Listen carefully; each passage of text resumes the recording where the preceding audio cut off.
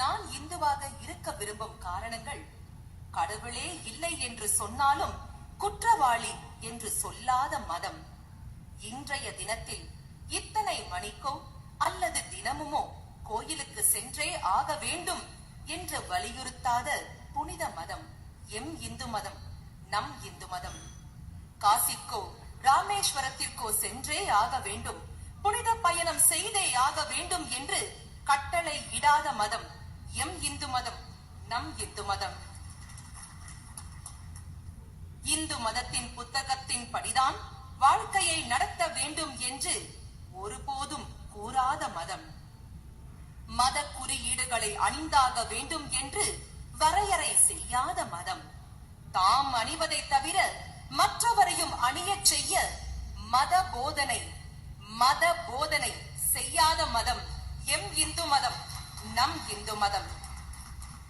தவறு செய்தவன் சாமியாராக இருந்தாலும் கூட முகத்தில் காரி உமிழும் தெளிவு உண்டு என் இந்துக்களுக்கு.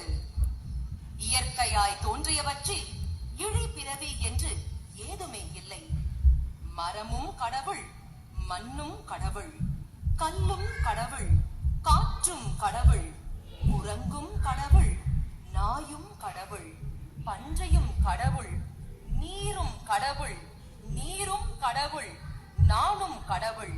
பார்க்கும் ஒவ்வொன்றிலும் பரமாத்மாவை பார்க்கின்ற அற்புத மதம் எம் இந்து மதம், நம் இந்து மதம்.